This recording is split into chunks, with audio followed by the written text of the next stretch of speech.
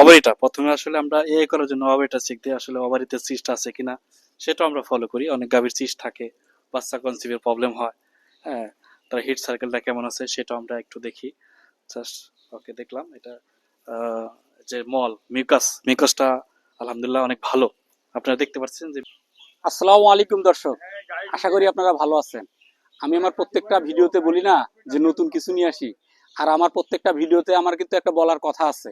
যে কথাটা হলো, গাভীকে পর্যাপ্ত পরিমাণে কাঁচা ঘাস দেন। এই কাঁচা ঘাস দেওয়ার ফলে কি হয়, আমি এর আগে দুইটা কথা বলছিলাম। গাভীকে কাঁচা ঘাস দিলে দুইটা উপকার 100% হবে। যেমন একটা বলছিলাম যে দুগ্ধবতী গাভীর দুধ বৃদ্ধি পাবে, আর গাভীর কনসেপশন রেট বৃদ্ধি পাবে, এবং গাভীর সময় মতো হিটে আসবে। এই কাজটা যদি কেউ কন্টিনিউ করে তাহলে অবশ্যই খামার করে সে লাভ করা সম্ভব।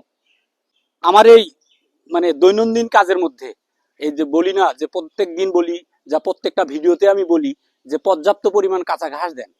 কাঁচা ঘাস লাগবে, কাঁচা ঘাস লাগবে। কাঁচা ঘাস দেওয়ার ফলে আজকে রিসেন্টলি আমাদের প্রত্যেকটা গাভীতে কি পরিমাণ যে হিটে আসে আপনারা না দেখলে বুঝতে পারবেন না। আজকে এমন একজনের সাথে আপনাদের পরিচয় করে দেব, সেটা আপনারা প্রায় যারা এলাকার আশেপাশে আছেন তারা চিনবেন, এবং বাংলাদেশের আরো অনেক এআই কর্মী আছে, আর্টিফিশিয়াল ইনসিমেন্স, যারা কৃত্রিম প্রজনন করে, এরকম কিছু কর্মী আছে। তাদের মধ্যে এখন আমি অবস্থান করতেছি মানিকগঞ্জের জেলার সিংগাইর উপজেলায়।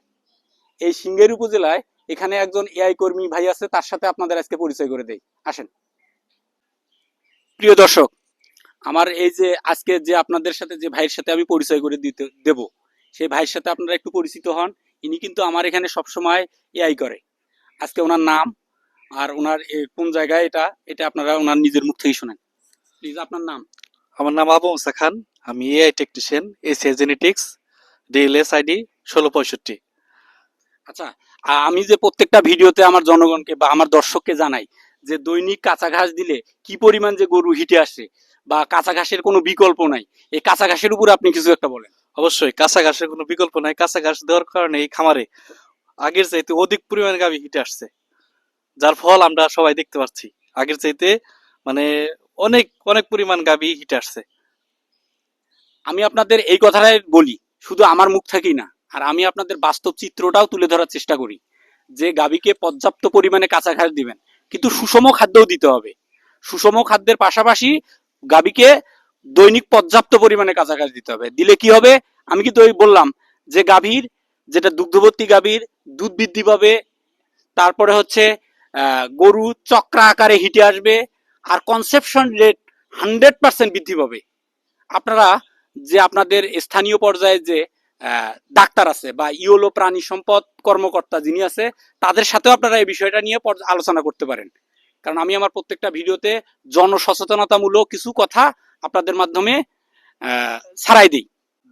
হ্যাঁ দর্শক, আমাদের একটা গাভীকে যদি প্রথমে প্রাথমিকভাবে বীজ দেয় বা এআই করে, তার শুরুতে কিছু কাজ থাকে। এই কাজগুলো কিরকম করা হয় বা কিরকম ভাবে করে ওনার মুখ থেকে শুনবো, এবং আমি আজকে আপনাদের ওখানে প্রত্যক্ষভাবে দাঁড়ায় দেখাবো যে কি প্রথম থেকে কি কাজ শুরু করে।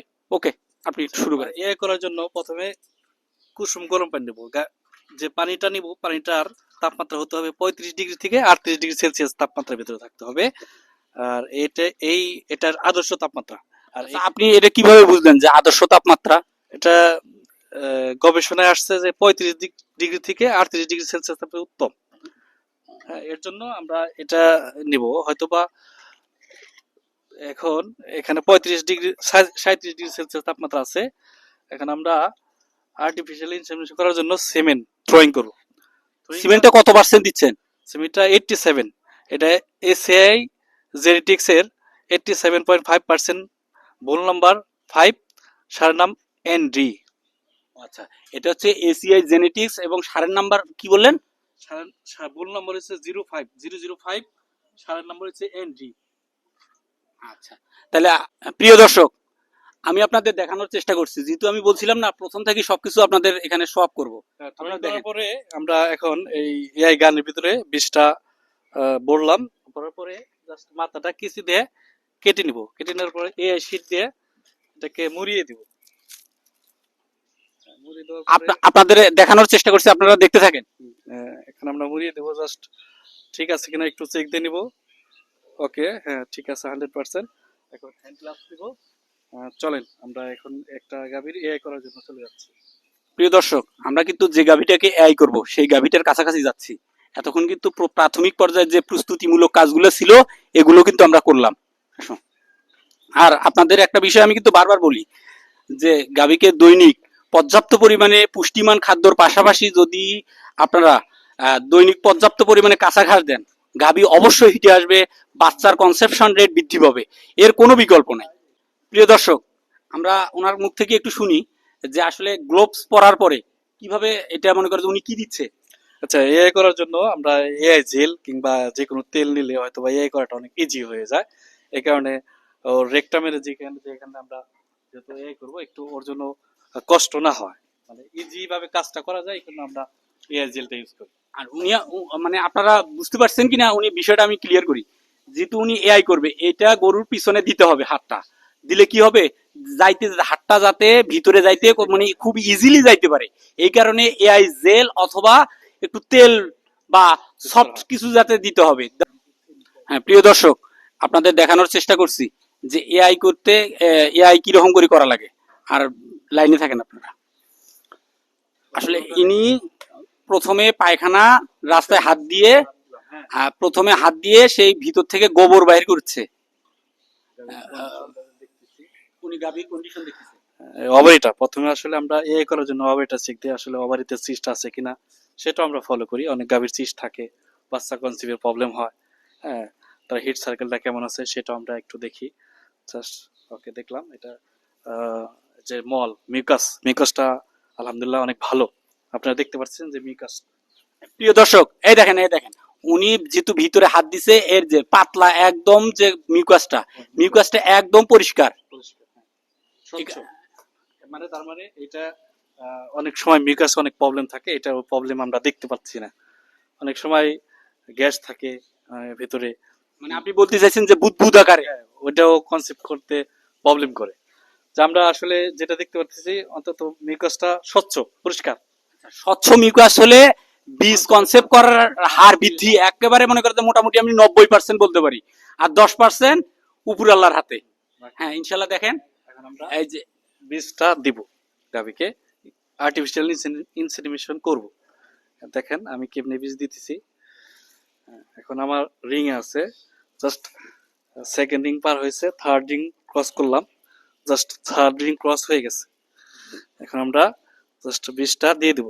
আপনারা দেখতে পাচ্ছেন একদম গাভীর যে পরিমাণ যাওয়া দরকার। ওকে, ঠিক আছে। আলহামদুলিল্লাহ আমাদের গাভীটাকে এআই করা সম্পূর্ণ করলাম। আর এআই করা সম্পূর্ণ করার পরে পিছনে একটু যে ইয়েটা আছে, হ্যাঁ এরকম করে ঘষে দিতে হয়।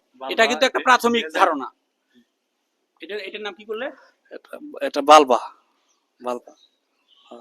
আচ্ছা প্রিয় দর্শক, আমি আপনাদের জানানোর চেষ্টা করছি এই গাভীটাকে আমরা যে এবার বীজ দিলাম, এই বীজ দেওয়ার পরিমাণে যে মানে কাঁচা ঘাস দেওয়ার ফলে যে পরিমাণে হিটে আসছে, আর আপনারা মিউকাসটা তো নিজের চোখে দেখলেন মিউকাসটা কিরকম স্বচ্ছ, এবং এর মধ্যে কোনো বুদবুদ কোনো মনে কর ঘাগরা টাইপের, যেটা আঞ্চলিক ভাষায় বলে ঘাগরা টাইপের, ওইটার আর নাই। না থাকলে কি হবে, আমরা আশা করতে পারি এই গরুটাকে এইবার যে বীজ দিলাম এটা ইনশাল্লাহ কনফার্ম বীজ আটকানোর কথা। বাকি 10% আমি বাদ দিয়েছি, সেটা হচ্ছে হলো উপরালার কথা। ঠিক আছে, ওকে।